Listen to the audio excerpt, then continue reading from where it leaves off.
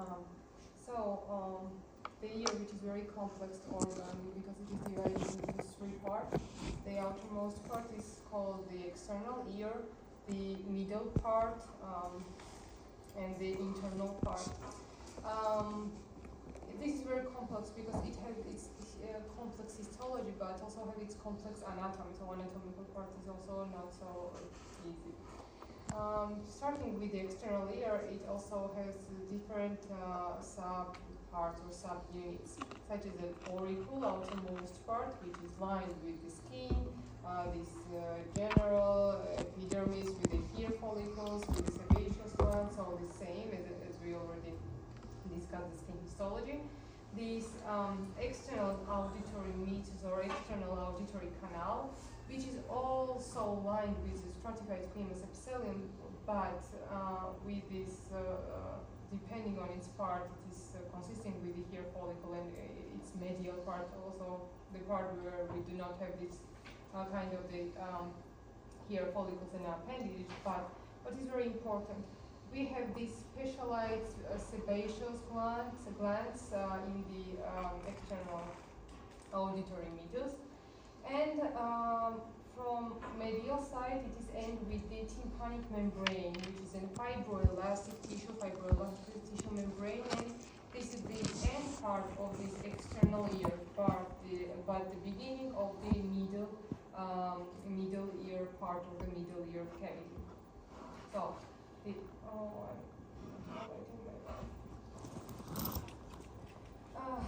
the middle ear, beginning with the tympanic membrane, this is in like cavity which consists in these three important small bones, ossicles, and also very important, it's an auditory tube, so internal canal which connects the middle ear to the nasopharynx. So we sometimes have this discomfort or sense in this like middle ear when the pressure changes. The key is to just open the auditory tube. We just equalize the pressure between the inner middle ear chamber and then outer nasopharyngeal cavity. And so the auditory tube, the middle ear ossicle, and the tympanic membrane. On the ear histology, I will explain step by step, and of course the inner ear, which is the very complex with its anatomy, with its histology. The main structure in inner ear is a bony labyrinth here, which also consists the ductular structure or ductular units within this bone cavity, and lined with the membranous labyrinth, which produces the fluids called an endolymph and called an perilymph, depending on the canals. So the same, I just have some text from your book. So the external ear, the auricle, the external meatus or the canal, and the tympanic membrane. So the histological covering of the external part, it's a skin actually, the stratified squamous keratinized epithelium. But about the keratinization, in the distal part of this external canal is not keratinized, we just have this epidermis without keratinization. And tympanic membrane, also the as an outermost surface, is lined with the stratified squamous epithelium, while the middle ear's part, tympanic membrane, is lined with the locuboidal or cuboidal epithelium. So this malleus, incus, and the stapes here.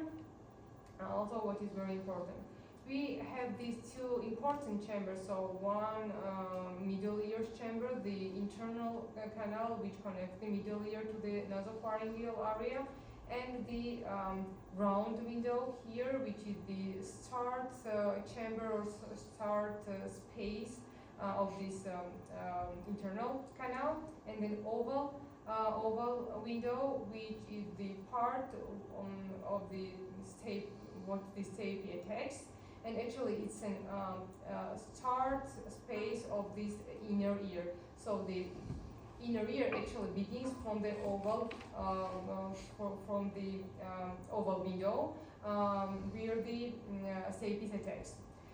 Why we have this like special complexity of the external, middle, and the internal ear?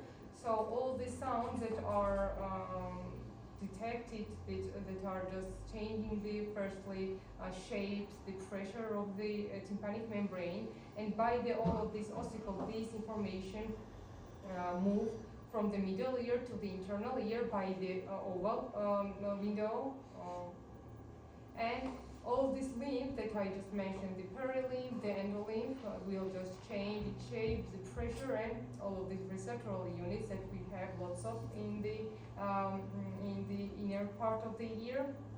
They are catching this information and transmit in the as its chemical information.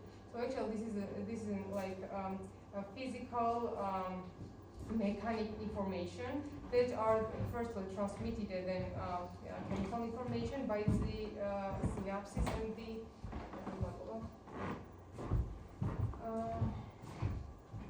inside the synapse, with the synaptic connections to the vestibular cochlear nerve into the central nervous system. So the same, the auricle is lined with the skin, and for the structural integrity, it is consisting with the cartilage, elastic cartilage inside the subcutis. So we have this epidermis lined with the stratified squamous keratinized epithelium with the hair follicles, sebaceous glands, so all of them.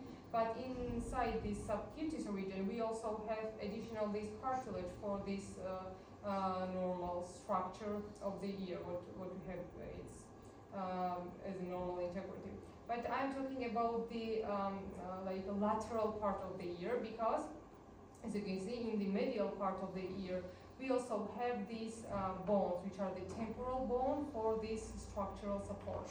So the elastic cartilage from outside, and then auricles normal shape, and then for inner part, for the medial part, for the medial and the middle and the inner ear, we have this temporal bone, which actually covers the internal part of the ear. So the skin, external auditory meatus, skin with the ceruminous glands that I mentioned earlier. So this is also the skin section, but modified, also consisting with this modified sebaceous glands called the ceruminous glands, and they actually secrete this cerumen, which is firstly as a protector of the canal. They just the glands containing the immunoglobulins that is very important, immunoglobulin A, which is very important for the as an antibacterial, antiviral, and the fungal product. So the lateral part also we have this elastic cartilage, and in medial part the bone. As it is histology, so the stratified squamous epithelium, the dermis, which containing the hair follicles, the ducts, and the specialized, which are the like modified apocrine or the sebaceous glands, ceruminous glands also with this. If I do have their histological image. So these hair follicles, stratified squamous epithelium, and some of them are the sebaceous glands and the ceruminous glands, which are this kind of apocrine cells or an apocrine glands with the pink cytoplasm, centrally located dark basophilic nuclei, and the same. So hair follicles, the pilosebaceous units. So here this is the hair follicles with the glands, sebaceous glands. Of course, the stroma are composed with the dense connective tissue, with lots of blood vessels, with lots of lymphatic vessels, and the glands that secrete the cerumen inside the external external cavity. So in the I just did all of this. Okay.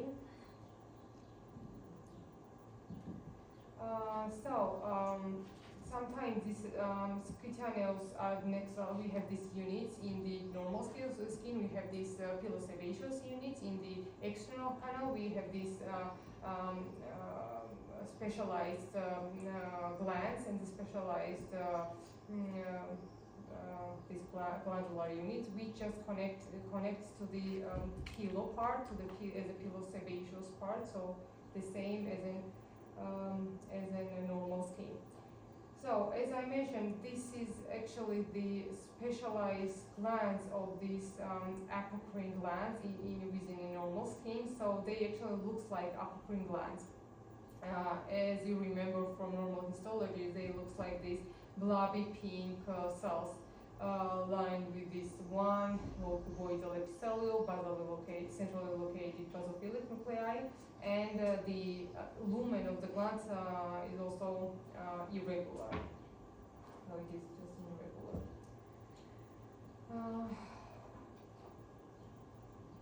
And the cartilage, which is an elastic type cartilage. Here, this is the cartilage tissue, which is covered with the perichondrium. This part, from as an outer surface, there is this dense connective tissue, and some glandular units here. So this elastic cartilage is the cartilage of the outer ear in the subcutis, deep into the subcutis, and the lateral part of the external canal. Because here in the lateral, because in medial part, the central part, we have the temporal bones. So the external ear with the auricle, with the external canal, the ceruminous glands inside the external ear, they secrete this protein, antibacterial, antimicrobial, with an antimicrobial elements within as a protector. Then we have this tympanic membrane, which have the two surfaces. First surface, or outer surface, is lined with the stratified squamous epithelium, non-keratinized, and internal surface, which is lined with the cuboidal epithelium, or cuboidal epithelium. And actually, middle ear's part is lined with the this cuboidal epithelium. So it's a chamber consisting with these three small bones, the malleus, incus, and the stapes, and its mechanical movement, mechanical based on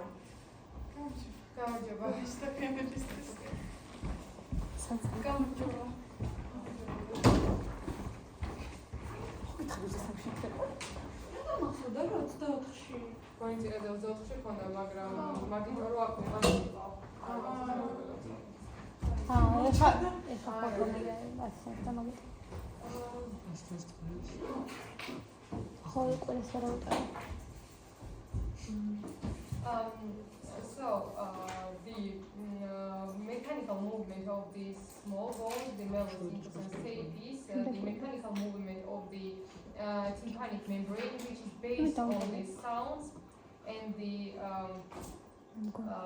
length of the waves that we are hearing. This is changing the pressure, changing the movement of the fluids inside the inner ear, so inside this bone or the membranous labyrinth, and this is how we, our inner ears mechanoreceptors, inner ears neural receptors detect the movement of these fluids and transmit them as a firstly biochemical information to the central nervous system.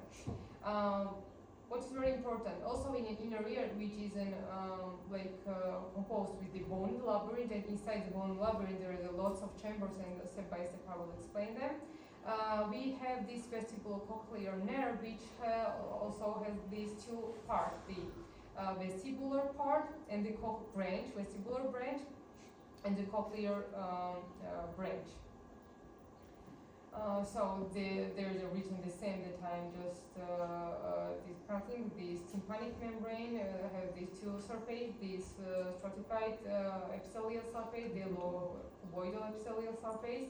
Also, we have these auditory canals, the tympanic cavity, round window, the inside the tapees we have this oval window that are the part of the attachment of the tapees, and all of these movements are just entering into the inner ear from this space, from this oval window, and all this just pressure changing based on the sounds we are hearing. The tympanic epithelium. So here we have this paraganglial cells. So all of this as an internal cavity, as the medial part, consists of the paraganglial cells. Most common pathologies that should develop from the paraganglial cells, and I will mention also this part in the, of course, in the inner ear as well. It's a paraganglioma, most common pathology. This is not malignant or something, just benign, but could be anywhere. And the basis is that we have these paraganglial cells everywhere. They are neural cells that just detecting this information and transforming this central neural system sensors. They look like the basophilic cells with the pink cytoplasm, but sometimes they have this special forming the special groups as a special architecture. I even do not know if I have the classical image of the paraganglioma. So the paraganglionic cells here, and this cuboidal part.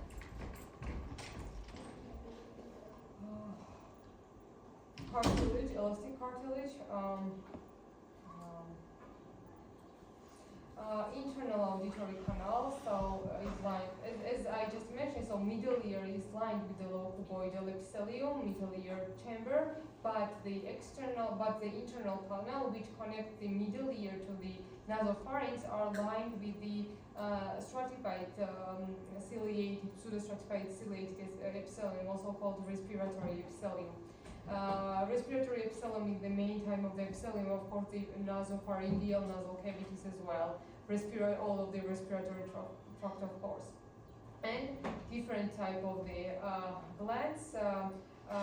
As you know, respiratory epithelium consisting with the goblet cells, which are the main cells that secrete the mucin,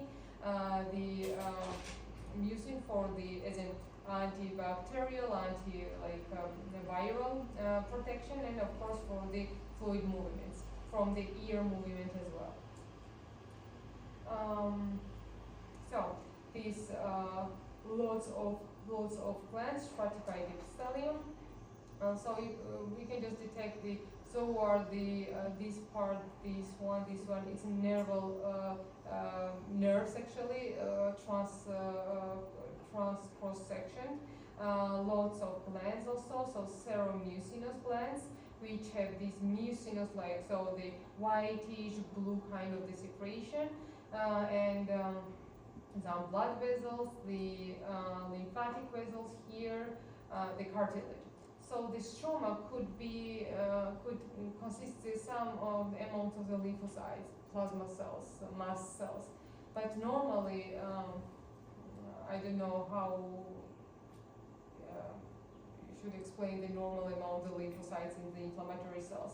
So detection of the inflammatory cells in the stroma, this is normal, but if they increasing in number, or if they forming some lymphocytic aggregation, so that could be the result of the inflammation, result from the bacterial, fungal infection or something.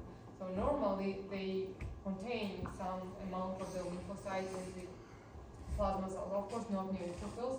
Neutrophils are just always related to some acute inflammations. Normally, if some tissues, organs, cells containing the lymphocytes, never neutrophils, because they are just acute inflammatory cells, and all we have the neutrophils only if we do have this acute inflammation, the I don't know, some fungal or acute pain reactions. Tympanic membrane. It is called, the stroma is composed with this connective tissue layer, External tympanic membrane is lined with the stratified squamous epithelium, and internal tympanic membrane is lined with this low cuboidal or plate epithelium. A very well known pathology here is an otitis media, so inflammation of the middle ear, and inflammation of the middle ear, of course, could be this chronic, acute and acute part with the pus production. In these situations, of course, we will have the lots of inflammatory cells in the stroma. I mean, no one for performing the biopsy or something in the otitis medias situations, but as a normal pathology just sacrifice their functions, it will accumulate lots of inflammatory cells inside the stroma. Of course, the treatment is just an antibiotic. If it's in mostly the bacteria,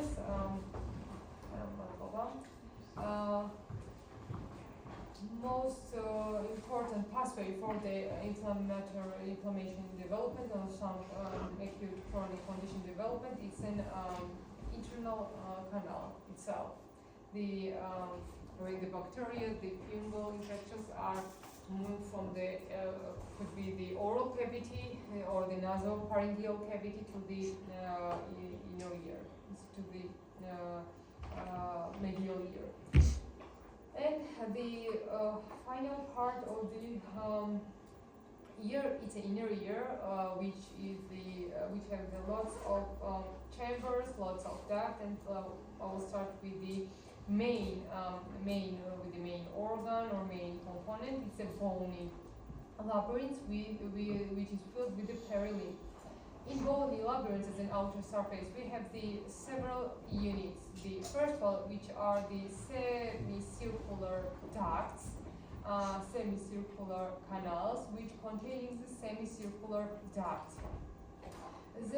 Each semicircular canal ending with the dilated part called ampullae. This part is called ampullae. Then we have this vestibule, the middle part between the semicircular duct and between the cochlea. The vestibule part consisting with the two dilated parts. It's an utricle and the saculum. So this dilated part, the ampulla, the utricle, sacula, are important because they consist in all of these receptors, all of these sensorial cells that detecting the sound information and that transmitting them as an neural information to the central neural system. There is this auricle, sacula, and then ampulla, so any part of the semicircular ducts. And of course the spiral-shaped canal, which also consisting inside it's the duct. It's a cochlear duct. I just mentioned that all of this bony labyrinth is filled with the perilymph, but inside the bony labyrinth we have the ducts, right? And all the ducts are lined with the membranous labyrinth, so membranous cells which secrete the endolymph, and they are filled the endolymph. And this chamber, the canals are like continuous canals of the semicircular ducts. Without any blocking, continue the vestibular part, which continues to the cochlear duct. So I just mentioned the auricle sacula, the vestibular part is dilations, which is important receptoral units, and the cochlear duct, which also consists in this membranous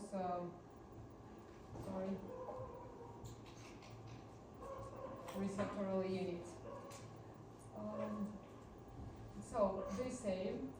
We have this middle ear. We have these three ossicles, and beginning the oval window, all of the movement of the sounds continues to the perilymph firstly, continues to the endolymph, and the movement of the lymph, movement of the fluids,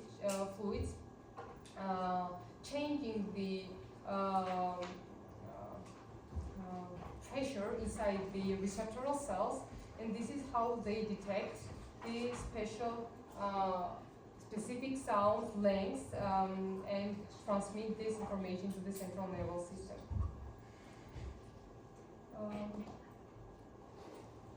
this is a morphological image of all of these structures that I just mentioned, but actually this is a section. So this could be these semiferous, semicircular canals filled with the perilymph. This should be this membranous labyrinth, this line, and inside the membranous labyrinth we have this endolymph, right? So the perilymph, the membranous labyrinth, the endolymph. This smallest, so this part, I think it's a part of the vestibule, and this small kind of ductular unit, it's an actual cochlea, but we can see these small oval-shaped structures because of the transection. So this is just depending on the cut section, how how specialists cut the tissue. So we are just able to see the not the one continuous layer, just in everything cut section in the and its morphology. Okay, just step by step. So the semicircular ducts, semicircular canals, which consist the semicircular ducts, the dilated end part of the semicircular canals, which are the ampullae, the auricle and the sacula, which is the part of the vestibule, so this part, and continuous duct also, which is the cochlear canal consisting with the cochlear duct. So as I just once mentioned, we also have this cranial nerve, also called vestibulo-cochlear nerve, because it is consisting with the two branches, the vestibular part, the cochlear part. What is very important? So vestibular part, the part of the canals, part of this auricle and sacula, this is the receptoral part, which is catching the information of the head movement. So this balance of the trunk, balance of the movement, while the bony labyrinth is the labyrinth which is consisting of the specialized receptors for the sound. So we have these two balancing part and the receptoral units for the sound and the special receptors that's catching the sound and transforming them as a neural information. So because of these differences, we also have these two branches of the cranial nerve, the vestibular part and the cranial part, and the vestibulo-cochlear nerves.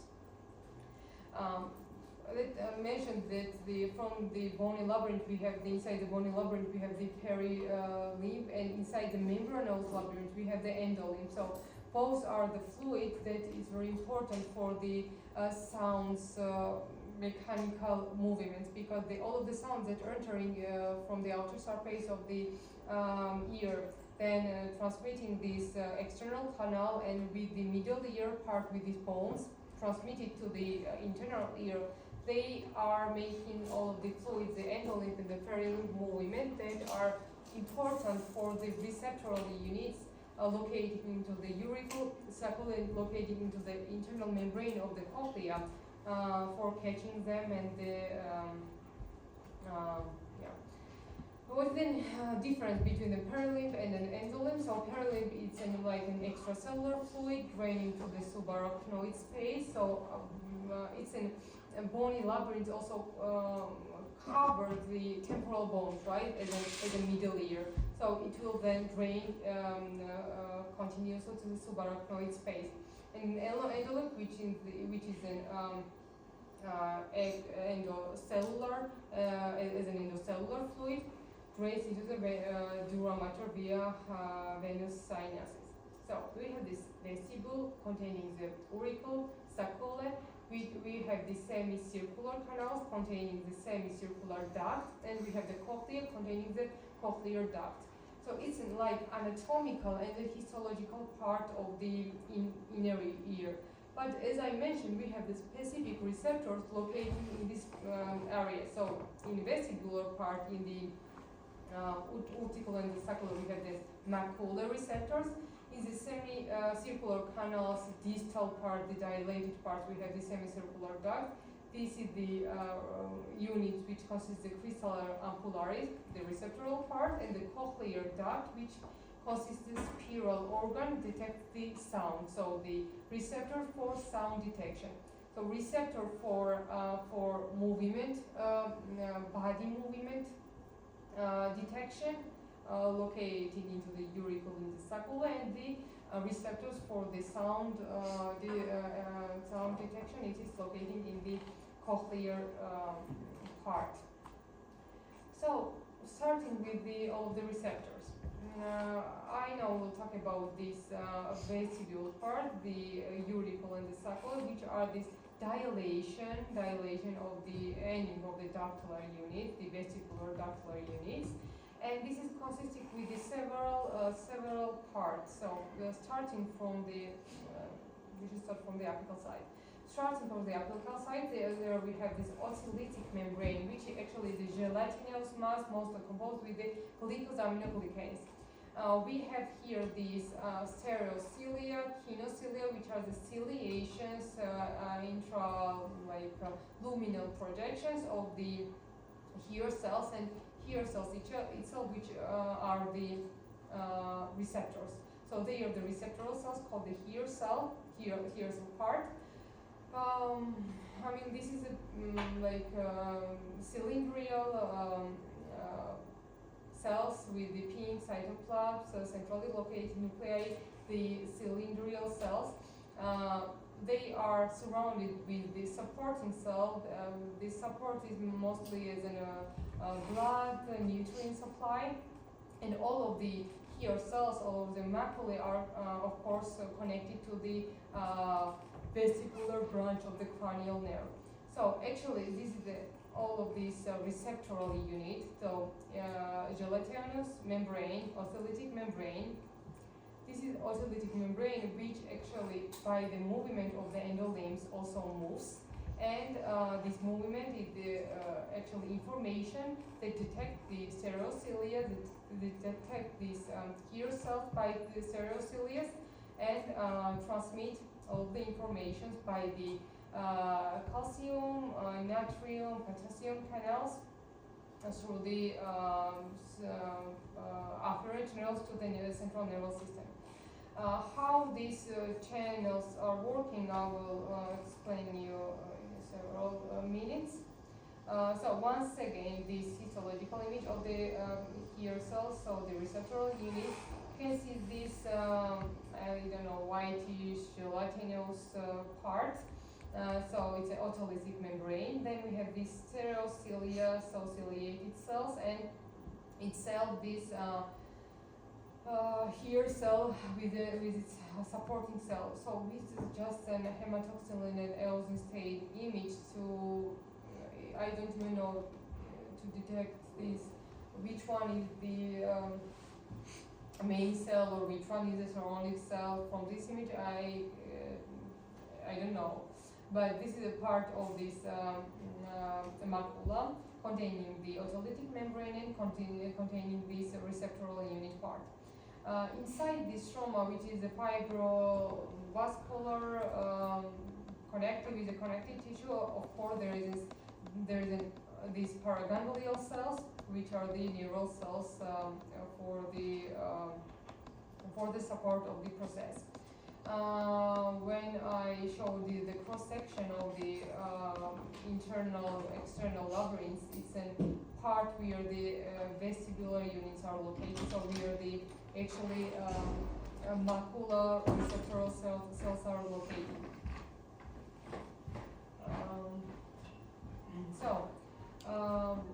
We will discuss them. Autolytical membrane, the hair cells. So those are the hair cells here, and around the hair cells we also have this basophilic microdontal cell as a surrounding supporting cell. The stroma, which is composed with the connective tissue, the fibroblast, the ganglion cells inside them, and of course from there it is not visible, but all the hair cells are connected with the afferent nerve or afferent arteriole of the forming the cranial What is very important, we have the two type of the hair cells, the hair cell type 1, type 2. The difference between them, first it's in shape, because the hair type 1 is like a round cell, while the type 2 cell is a cylindrical muscle cell. Both cells are connected to the afferent nerve because they with the stereocilia catching the information, transmitting through this nucleus and the cytosol to the as the chemical information. So this physical or the biochemical information is transformed to the chemical information to the afferent nerve and the axon. The cilia of the hair cells are connected with the med cells. They are actually mechanoreceptors because the movement of the endolimb changing the ear shape, so they also moves. And detecting of this movement, they opening their intraplasmic channels and by the hyperpolarization, by the depolarization of the plasma membranes of the hair cells. This is how they just work for transformation the physical information to the biochemical information. What is also very important, the cilia are connected with the catenaries. Lots of catenaries inside the cilia. Catenaries are the intracellular connections, intracellular proteins, or the intracellular proteins, which is very important for the cell-to-cell connection. In many tissues, in many organs, we do have these intracellular catenary molecules. There is a different type of the catenaries. It's an A catenin, it's a beta-catenin, and they have the different function. As a cell-to-cell connection, it's an A catenin. This is not connected to the ear, this information, but the A catenin is very important for some organs, for some pathologies. For instance, A catenin is very important in breast tissue and breast carcinomas because the absence or the presence of A catenin, which is the cell-to-cell connector factor, just changing the histological type of the cancer. And between the stereocilia, also we have this A catenin, and this is the connection way of the ciliations of the hair cell. I mentioned that the movement of the fluids are changing the potentials, changing the pressures inside the membranous labyrinths, and this is how it's changing the not form but the canals. So if the mechanical deformation toward the kinesiolus opens the potassium channels, the potassium will enter and depolarization occurs. Depolarization occurs means that all of the calcium channels just opens and the intracytoplasmic vesicles, which containing the lots of bioactive substances, proteins, which are actually biochemical information for the central nervous system, will leak from the cytosol to the synaptic region and transmit the afferent axon or afferent nerve.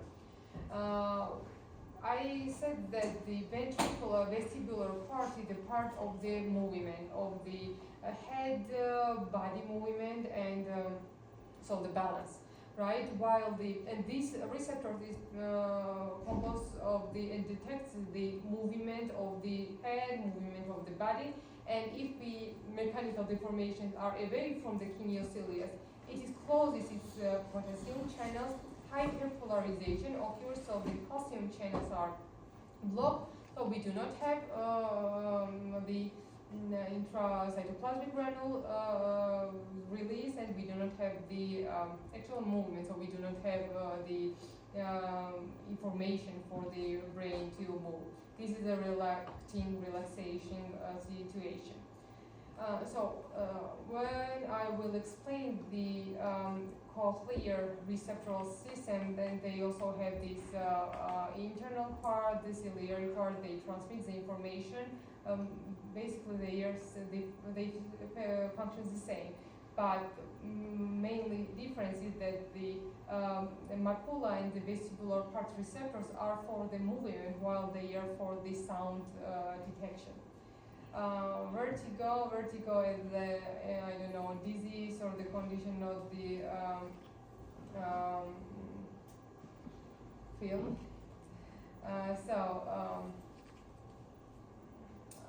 Vertigo could it's a hyperpolarization or a very fast polarization, or I don't know,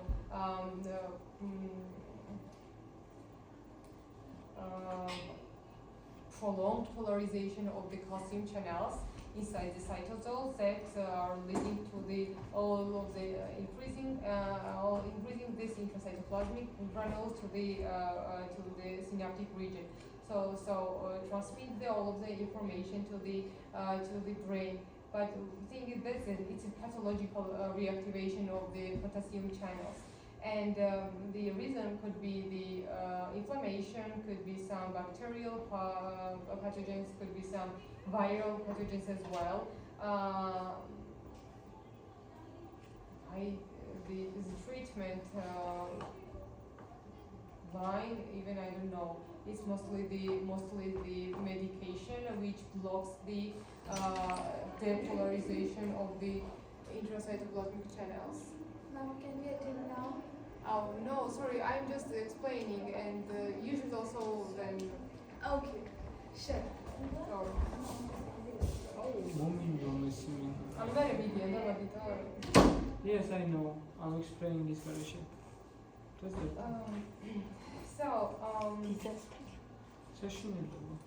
The semicircular duct, also the part of the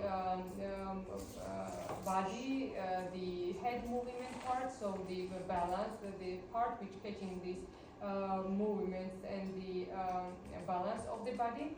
We also have this ampulla, the dilations of the end dilator part of the semicircular duct.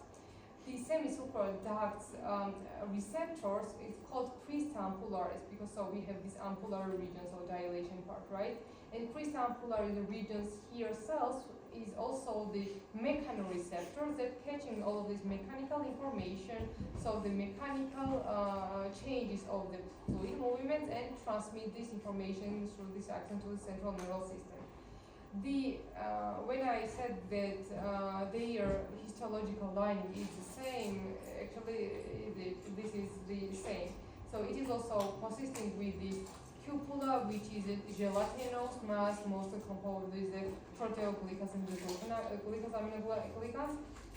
Here cells which have the cilius and the distal part which is attaching to the afferent nerves, afferent nerves.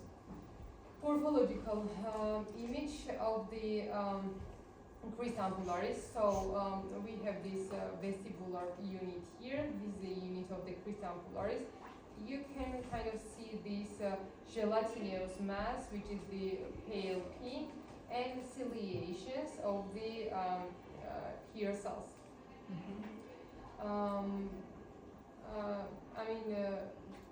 In pathology, we have lots of samples, right, from every tissue or organ, but the ear biopsies or ear tissues is not performed by the inflammatory or some conditions.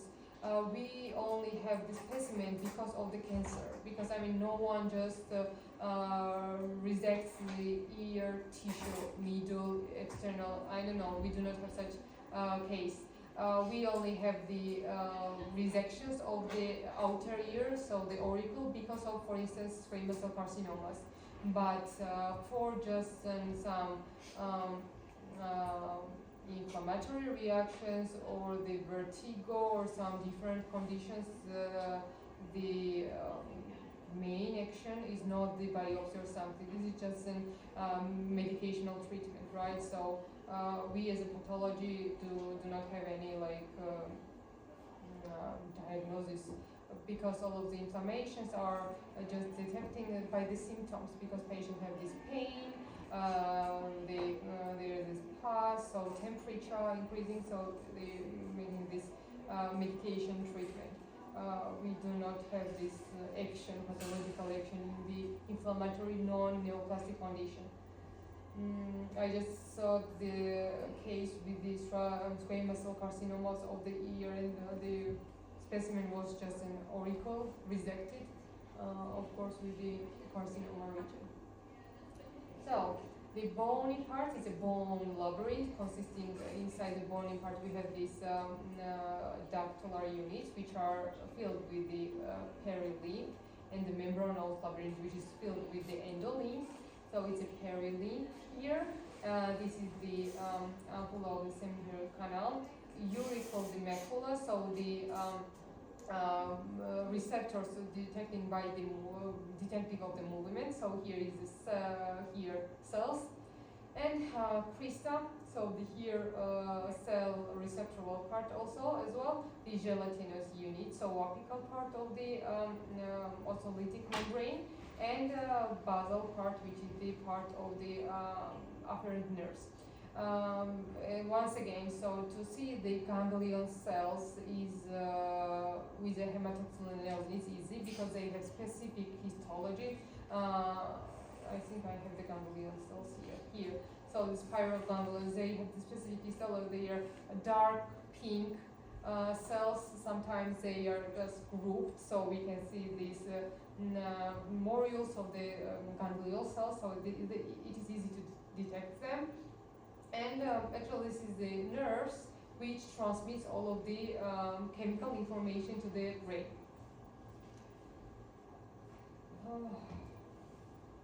And the organ of Corti, which is the receptoral unit, receptoral part of the inner ear.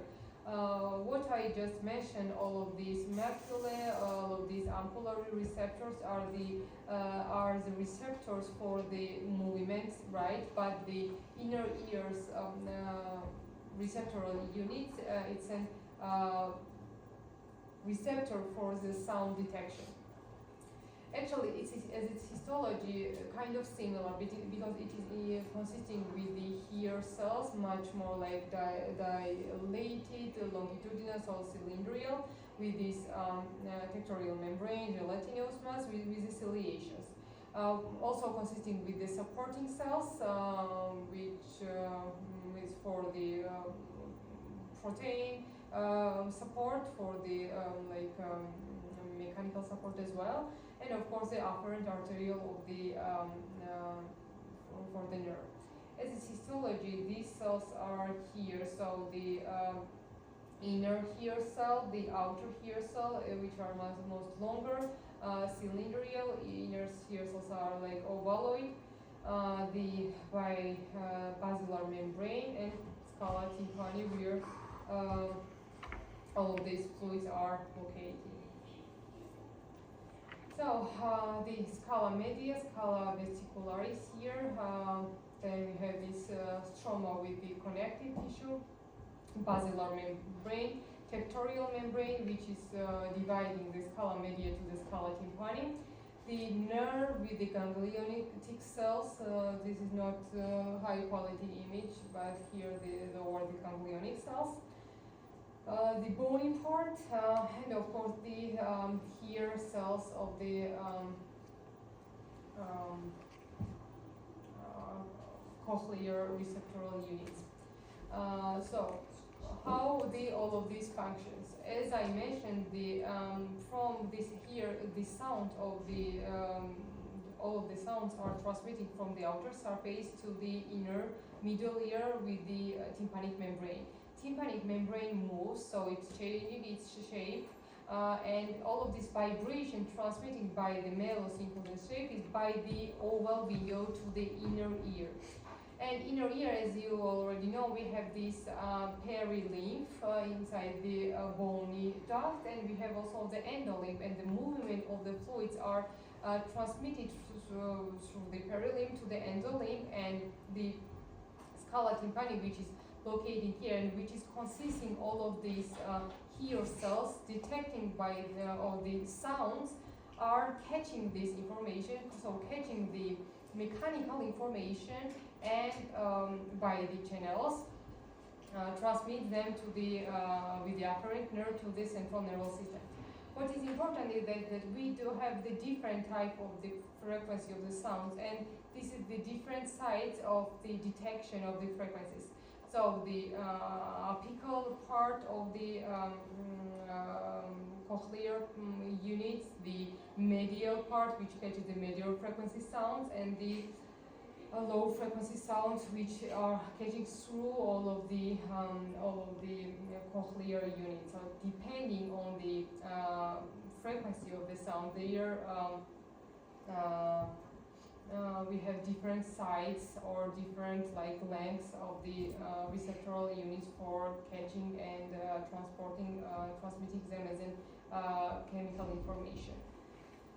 So, scala vestibuli here, in vestibular area we have this macula, the movement receptor, the spiral ganglion cells for all of these neural information to transmit the central nervous system. Scala tympani, this is an organ of cortis, so main receptoral unit of the cochlear region, and of course the bony part of the bony labyrinth. So once again, the pathological condition of the ganglion cells, most common pathological condition is in paraganglioma of the ganglion cells. Paraganglioma means the ganglion cells grows, but they are not malignant. It's just a benign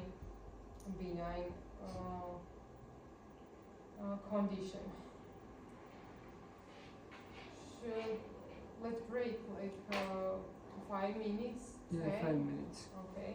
And then continue with the